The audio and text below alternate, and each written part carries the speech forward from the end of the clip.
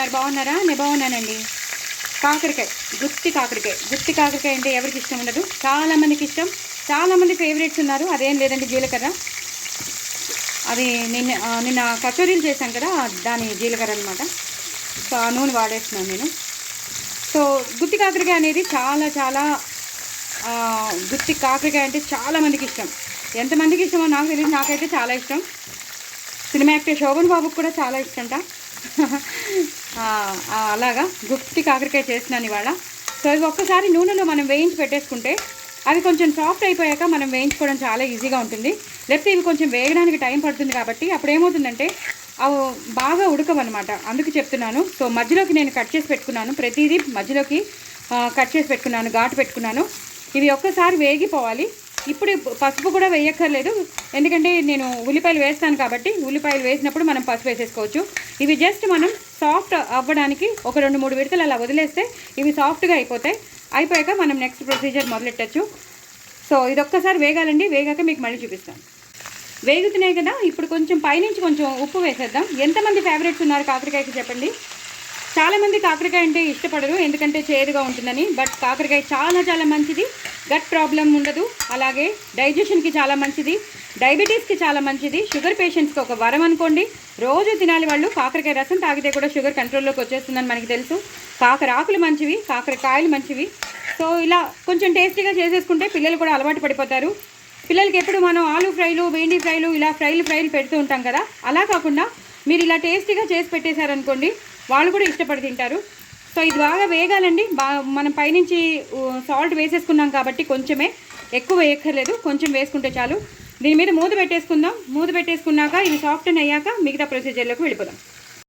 చూసారు కదండి, బాగా సాఫ్ట్గా వేగిపోయాయి. ఇప్పుడు వీటిని నేను చల్లారి పెట్టేసుకుంటాను. వేరే ప్లేట్లో తీసేసుకుని చల్లారి పెట్టేసుకుంటాను. చల్లారాక నేను స్టఫ్ రెడీ చేసేసుకుంటాను. సో ఇలా చేసేసుకుంటే ఏమవుతుందంటే ఫస్ట్ అయితే కూర తొందరగా అయిపోతుంది, ప్లస్ మనకి అంత చేదు అనిపించదు. యాసిడ్గా వేసి చేసేయడం కన్నా ఇలా వేయించి చేస్తే అసలు చేదు అనిపించదు. తర్వాత చాలామంది మజ్జిగ నీళ్ళల్లో వేసి కడిగి, లేదా ఎక్కువ ఈ ఈ పైన ఉన్న తొక్కంతా చెక్కు అంతా తీసేసి అదంతా చేస్తారు. అలా చేయకండి, మెడిసినల్ వాల్యూస్ అన్నీ పోతాయి. అలా చేయొద్దు. ఇంకెందుకు మనం తినేది దేనికండి? ఇలాంటి వాటికి అలా చేయకూడదు. తప్పకుండా మీరు అలా ఉంచేసుకోండి, టేస్ట్ మాత్రం సూపర్ ఉంటుంది. ఇవి బాగా వేగిపోయాయి, ఇంకా వేగిపోయాయి కాబట్టి నేను స్టఫ్ చేసేసుకుంటాను. మెడిసినల్ వాల్యూస్ పోకుండా చూసుకోండి. తప్పకుండా ఈ పైది ఉంచుకోండి, హ్యాపీగా ఉంటుంది. కూర చాలా బాగుంటుంది. మనం వేసే పౌడర్స్ వేస్తాం, మనం వేసే స్టఫ్ల వల్లనే టేస్ట్ వచ్చేస్తుంది. పిల్లలు అలవాటు పడతారు, అందరూ అలవాటు పడతారు. ఇంకా అలవాటు చేసుకోవాలి కూడా. మన గట్ ప్రాబ్లమ్స్ పోవాలన్నా, మనకి హెల్తీగా ఉండాలన్నా, అలాగే షుగర్ పేషెంట్స్కి కానీ మనకి షుగర్ రాకుండా ఉండాలన్నా మనం ఇలాంటివి తప్పకుండా తినాల్సిందే. వారానికి 2-3 సార్లైనా తినాల్సిందే. ఓకే, వీటిని నేను ప్లేట్లోకి తీసేసుకుంటాను. నేను స్టఫ్ చేసేటప్పుడు మీకు మళ్ళీ చూపిస్తాను. ఇక్కడైతే నేను స్టఫ్ రెడీ చేసి పెట్టేసుకున్నానండి. సాల్ట్ తీసుకున్నాను, తగినంత సాల్ట్ తీసుకున్నాను. 2 పెద్ద స్పూన్స్తో నేను కారం తీసుకున్నాను, కొంచెం శనగపిండి తీసుకున్నాను, కొంచెం జీలకర్ర, ధనియాలు, ఎండుమిరపకాయలు, మిరియాలు అవి ఉన్న మసాలా తీసుకున్నాను. అలాగే గరం మసాలా తీసుకున్నాను. ఇదేమో సాంబార్ పౌడర్, ఇదేమో కూర పౌడర్. మనం వంకాయ కూరకి చేసుకుంటాం కదా, ఆ పౌడర్. ఇదేమో సాంబార్ పౌడర్, ఇదేమో ధనియాలు, జీలకర్ర, మిరియాలు, ఎండుమిరపకాయలు ఇవన్నీ కలిపిన లవంగం, దాల్చిన చెక్క, కొన్ని అన్నీ వేసినవి ఆ పౌడర్. ఇది గరం మసాలా పౌడర్. ఇవన్నీ మీకు తెలుసు, శనగపిండి. సో ఇవన్నీ మొత్తం ఇప్పుడు ఏకంగా కలిపేస్తాను. దీన్ని కలిపేసి నేను స్టఫ్ చేసేస్తాను. మనం ఏదైతే చేసి పెట్టుకున్నామో వంకాయల్ని మనం వేయించి పెట్టుకున్నాం కదా, అందులో నేను స్టఫ్ చేసేస్తాను. స్టఫ్ చేసేసి వేయించేసుకోవడమే, ఎందుకంటే బాగా వేగిపోయి ఉన్నాయి కాబట్టి. ఇక్కడ నేను చాలా పెద్ద ఉల్లిపాయ తీసుకున్నాను. సో ఎక్కువ ఉల్లిపాయ ముక్కలు వచ్చాయి. ఇలాగే సన్నగా తరుక్కోండి. పచ్చిమిరపకాయలు వేసుకుంటున్నాను, కరివేపాకు, కొత్తిమీర. అంతేనండి, మొత్తం కూర అయిపోతుంది. సో నెక్స్ట్ ప్రొసీజర్ మీకు చూపించేస్తాను. చూసారు కదండి, నేను స్టఫ్ చేసుకుంటాను అన్నాను చెప్పాను కదా. ఇలాగా బాగా ఫ్రై అయిపోయిన మన కాకరకాయల్లో నేను ఇలాగా స్టఫ్ చేసేసుకుంటాను. చేతితో అయినా పెట్టచ్చు, స్పూన్తో అయినా పెట్టచ్చు, మీ సౌకర్యం బట్టి. ఇలా స్టఫ్ చేసేసుకుంటే లోపల చక్కగా ఉంటుంది, పైనుంచి కూడా మనం జల్లుతాం కాబట్టి మొత్తం కూర మనకి తినడానికి ఈజీగా ఉంటుంది. ముందరే మనం వేయించి పెట్టేసుకుంటే ఏమవుతుందంటే మనకి తొందరగా అయిపోతుంది కూర అనేది, ఎక్కువసేపు పట్టదు. ఓన్లీ ఉల్లిపాయలు వేగే వరకే మనం వెయిట్ చేయాలి.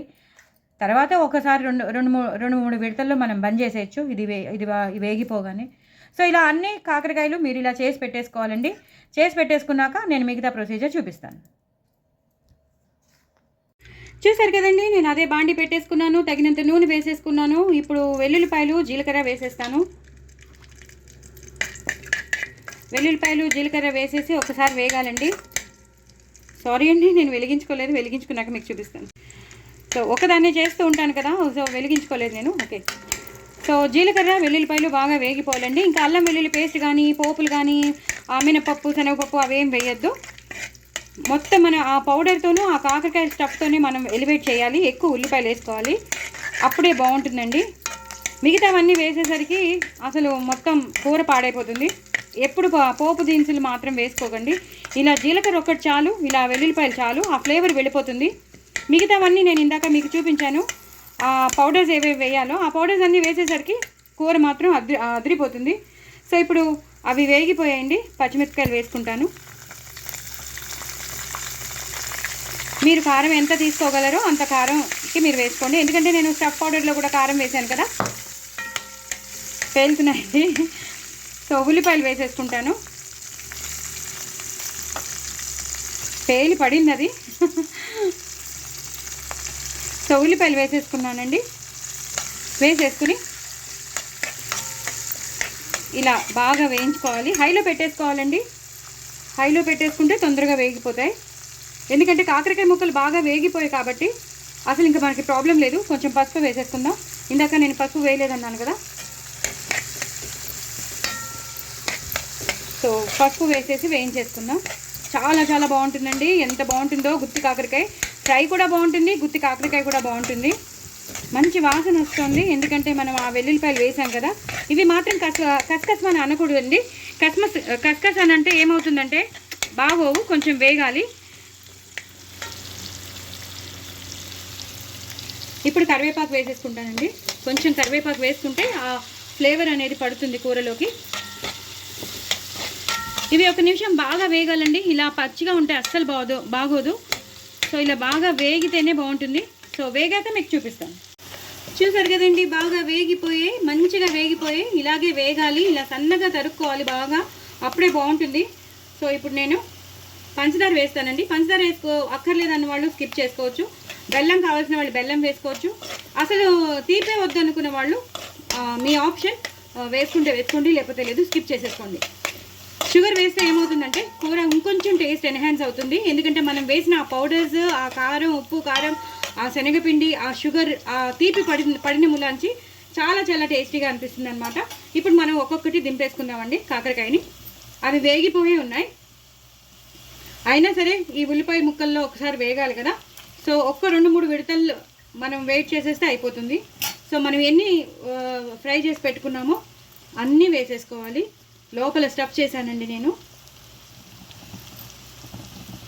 సో ఇది గ్రేవీ కర్రీలా ఉండదు కదా, అంతా ఫ్రై లాగే ఉంటుంది కాబట్టి ఎక్కువ మనకి స్టఫ్ అనేది పడుతుంది. లోపల కూడా స్టఫ్ చేసుకున్నాం, అలాగే పైనుంచి కూడా వేసేయాలండి. చాలా చాలా ఇష్టపడి తింటారండి. శోభన్ బాబుకి అయితే చాలా ఇష్టం. సినిమా యాక్టర్ శోభన్ బాబుకి చాలా చాలా ఇష్టమైన కూరట, చాలా ఇష్టంట. కాకరకాయ కూర అనేసరికి పాపం టెంప్ట్ అయిపోయేవారంట. ఇలాగా మొత్తం అంతా వేసేసుకోవాలండి. లాస్ట్లో మాత్రం కొంచెం దాచిపెట్టుకోండి, లాస్ట్లో మళ్ళీ వేసుకోవాలి ఇది. ఎందుకంటే అవన్నీ రోస్టెడ్ చేసినవే పౌడర్సే కాబట్టి ఆ పచ్చివాసనలు ఏమి ఉండవు. లాస్ట్లో మాత్రం కొంచెం పౌడర్ దాచిపెట్టుకోండి, లాస్ట్లో మళ్ళీ వేసుకుందాం మనం. ఇప్పుడు మాత్రం ఇలాగా మనం వేయించేసి పెట్టుకుందాం. ఇలా ఫ్రై చేసి మొత్తం అంతా కలిపేసి పెట్టేసుకుందాం. ఆ ఉల్లిపాయలతో బాగా వేగాలి. మనం కొంచెం నూనె వేద్దాం. నూనెలోనే ఫ్రై చేస్తూ ఉంటే బాగుంటుంది. సో చూసుకోండి, ఈ ఒక్క రోజుకి పర్లేదు, కాంప్రమైజ్ అవ్వండి, ఎందుకంటే కూర టేస్టీగా ఉంటుంది కాబట్టి. సో ఇప్పుడు మూత పెట్టేసుకుందామండి. ఇవి మొత్తం అంతా కలిసిపోతుంది, బాగుంటుంది. సో 2-3 విడతల తర్వాత మొత్తం లాస్ట్లో ఇంకా క్లైమాక్స్కి వచ్చాక మీకు చూపిస్తాను. చూసారు కదండి ఎంత బాగున్నాయో, అసలు నాకైతే నోరు ఊరిపోతుంది. మీకు చూస్తుంటే ఎలా అనిపిస్తుందో నాకు తెలియదు, కానీ ఒక్కొక్క కాకరకాయని చూస్తుంటే ఎప్పుడెప్పుడు తిందామని అనిపిస్తుంది కదా. సూపర్ అండి, చాలా చాలా బాగా వేగిపోయాయి. నేను చేసినట్టు మీరు చేసుకోండి, అసలు మిమ్మల్ని పొగడతల్లో ముంచేస్తారు మీ వాళ్ళు. నేను చెప్పాను కదా లాస్ట్లో ఒకసారి దాచిపెట్టుకోండి పౌడర్ అని. సో ఇలా దాచిపెట్టుకోండి, చాలా చాలా టేస్టీగా ఉంటుంది. లాస్ట్లో కొత్తిమీరతో గార్నిష్ చేసేసుకోండి. మొత్తం అంతా కొత్తిమీరతో కలిసిపోయేటట్టు చేసుకోండి. సూపర్ అంటే సూపర్ ఉంటుంది కూర మాత్రం. ఒక్కొక్క కాకరకాయ అలా మీరు అన్నంలో అద్దుకుని తింటుంటే ఎంత బాగుంటుందోనండి. మనం వేసిన పౌడర్స్ అన్నీ బాగా వేగిపోయి ఉంటాయి కదా, ఆ కాకరకాయతో పాటు ఉల్లిపాయతో పాటు వేగిపోయి ఉంటాయేమో, చాలా కమ్మదనాన్ని ఇస్తాయి. సో డూ ట్రై ఇట్ అండి. నా ఛానల్ మాత్రం సబ్స్క్రైబ్ చేసుకోవడం అసలు మర్చిపోద్దు. ఇంకో నలుగురికి షేర్ చేయండి, అలాగే ప్రమోట్ చేయండి. కొత్త వాళ్ళు ఎవరైనా ఉంటే వాళ్ళు కూడా సబ్స్క్రైబ్ చేసుకోండి. అలాగే తప్పకుండా మీరు చేసుకుని ఇలా చేసుకుని తినండి. చూడండి ఒక్కొక్క కాకరకాయ ఎలా ఉందో, అసలు చేదే ఉండదండి, అంత బాగుంటుంది, మనకి అంత టేస్టీగా ఉంటుంది, హెల్దీ కూడా, చాలా టేస్టీగా చేశాను నేను. సో మీరు ఇలా చేసుకుంటే మాత్రం ఎంత కూర తిన్నారో మీకే తెలీదు. సో తప్పకుండా నా ఛానల్ మాత్రం సబ్స్క్రైబ్ చేసుకోండి. కొత్త వాళ్ళు ఎవరైనా ఉంటే వాళ్ళు కూడా సబ్స్క్రైబ్ చేసుకోండి. ఈ కూర మాత్రం అసలు వదిలిపెట్టద్దు, వేడి అన్నంలో తినండి, చాలా టేస్టీ అయిన కూర, చెప్తే మిస్ అయిపోతారు. ఓకేనా? తప్పకుండా సబ్స్క్రైబ్ చేసుకోవడం అస్సలు మర్చిపోద్దు. బాయ్ అండి.